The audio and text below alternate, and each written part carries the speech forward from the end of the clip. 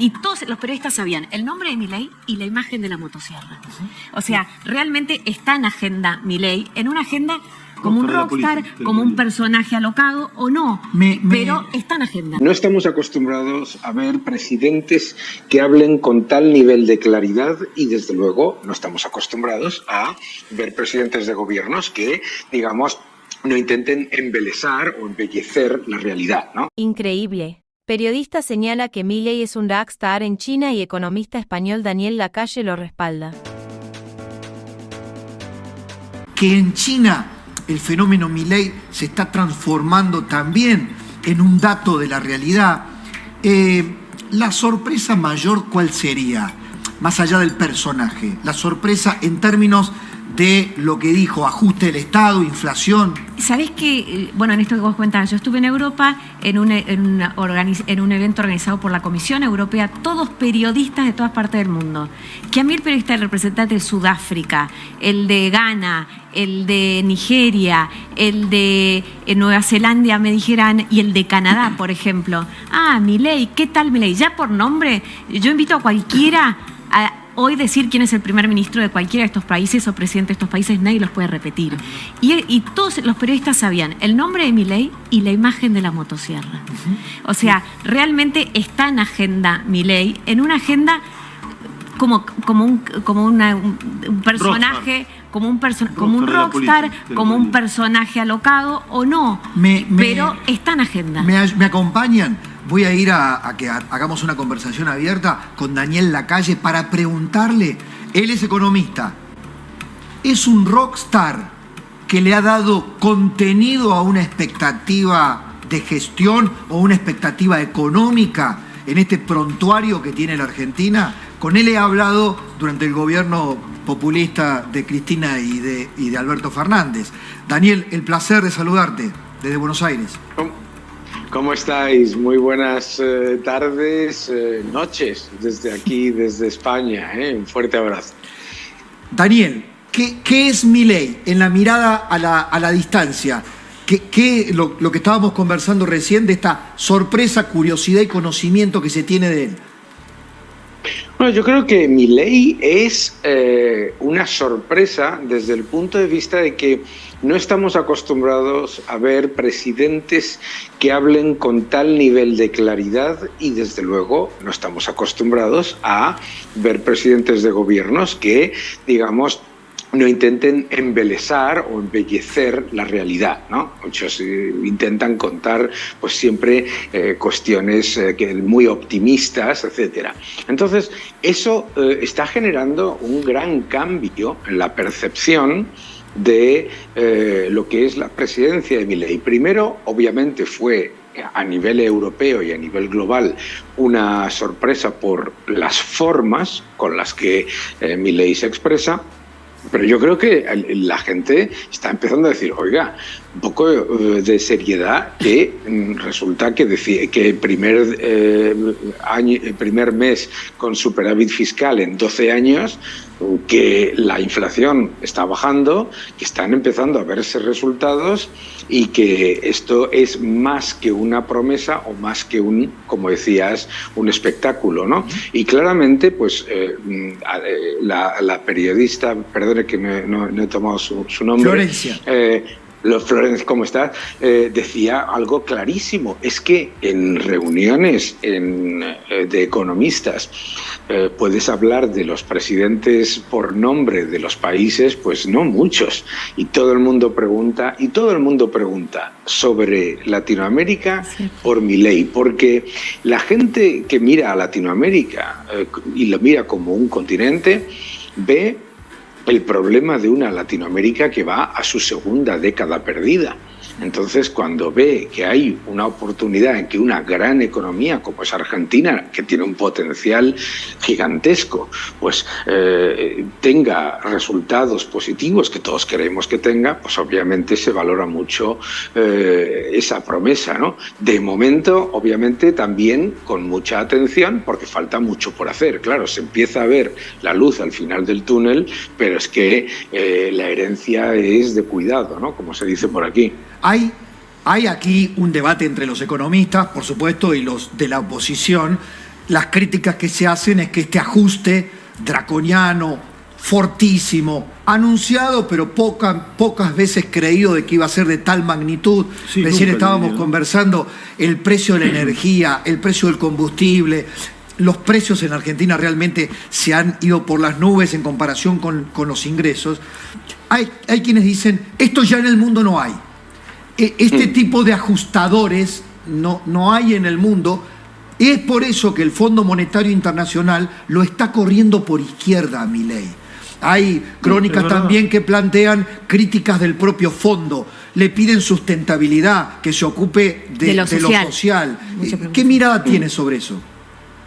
Vamos a ver, yo creo que es que tenemos que entender primero la magnitud de la herencia, porque claro, es que no es fácil desde el punto de vista de cualquiera de los países en los que nosotros vivimos. Es muy cómodo en España decir, hombre, es que qué agresivo el ajuste. Hombre, no, es que qué agresivo el agujero que se ha dejado. O sea, es que ninguno de los países con los que nosotros estamos tratando normalmente se ha encontrado con 12.000 millones de agujero en el Banco Central, con un déficit fiscal absolutamente desbocado, con un problema tan brutal como es el de las LELIC. Que es que esto en el mundo es difícil de entender. Sí, con más del 50% de pobres también, Daniel. Más del 50% de pobres también. Un 50% de pobreza. Entonces, claro, y lo otro, un agujero cambiario de más del 100%. Es que un agujero cambiario más del 100%,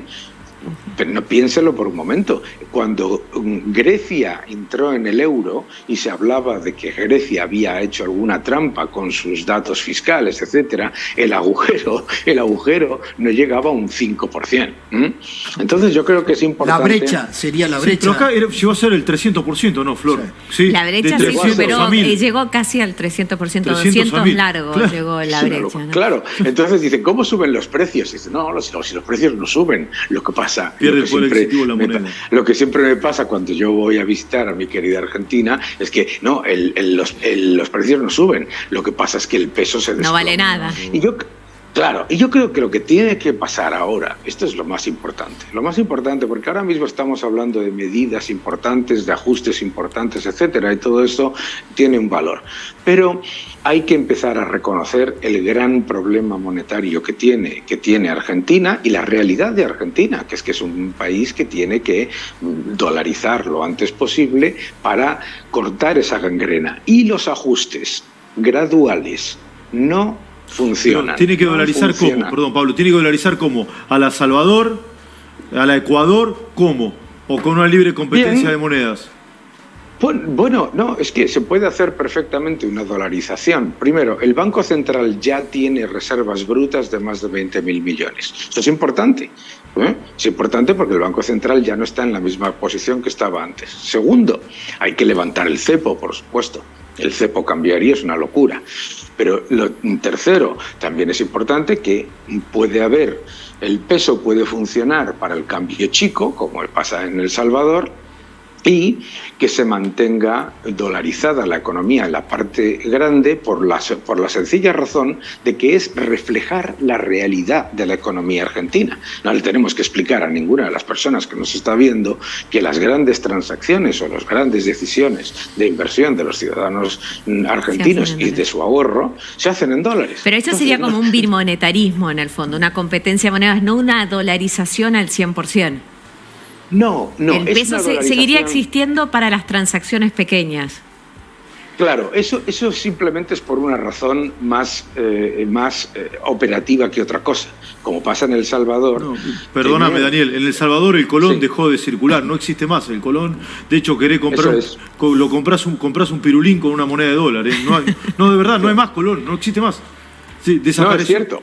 No existe más. Pero como usted sabe perfectamente, efectivamente, primero se dejó flotar el colón para el cambio chico hasta que la dolarización se hace completa, hasta también en el cambio chico, efectivamente, ¿no? Uh-huh. Entonces, ese proceso es perfectamente aceptable y además perfectamente asequible para Argentina.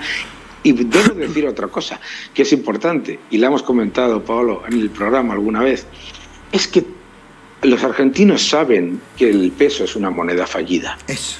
Los argentinos saben que por mucho que se solucione la parte de la oferta que está haciendo muy bien el gobierno de Milei, es decir, el Banco Central, cuánto se emite, etcétera, etcétera, el problema es el de la demanda adicional, que no hay demanda de pesos, que ni los inversores internacionales ni los ciudadanos argentinos.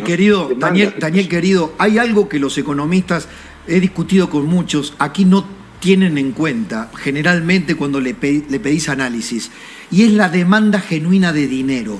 ¿Cuál es la demanda genuina de dinero? Llámese demanda genuina de dinero a esa vocación de quedarse en pesos sin la necesidad de una tasa de usura, sin la necesidad de 20 zanahorias, una tasa altísima.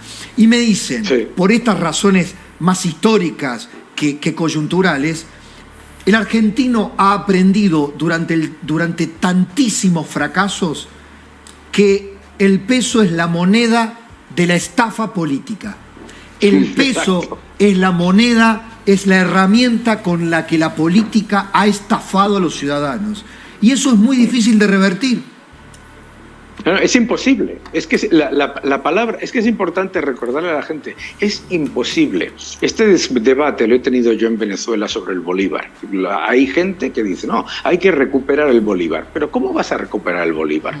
El ciudadano no tiene amnesia.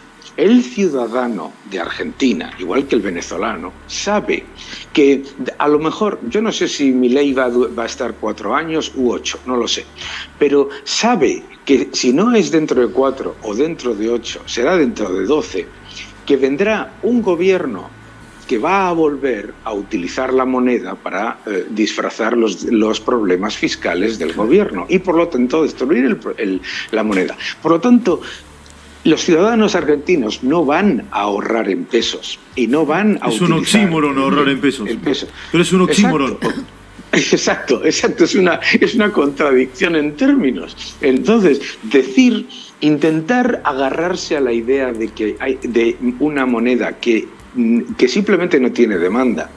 No se puede forzar la demanda de una moneda, no se puede forzar la demanda de ninguna moneda. Eso se lo dije yo a Varoufakis aquí en la crisis europea. Puedes decir todo lo que quieras, no existe la demanda de dracmas en Grecia. Claro. Por lo tanto, no puedes... Eso pasó en El Salvador, Daniel, Pablo, digamos, eso pasó en El Salvador. Los salvadoreños dejaron de utilizar el colón y se volcaron al dólar, hace ya 2 décadas. Los argentinos hemos enterrado 5 o 6 signos monetarios. Deberíamos saber a esta altura lo que significa matar una moneda, ¿no?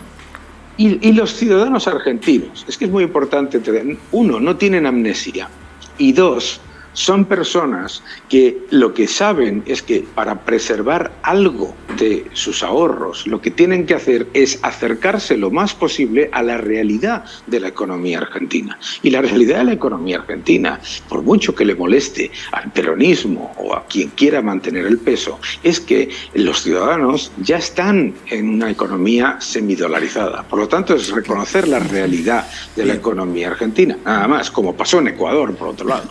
Daniel, querido, el placer que hayas estado en esta mesa, un honor para nosotros. Un abrazo a la distancia y espero verte cuando vengas a Buenos Aires. Estás invitado. Hay ganas de veros. Estaré probablemente en septiembre, o sea que estaré encantado de saludaros. Un fuerte abrazo a todos y muy buenas noches. Daniel Lacalle.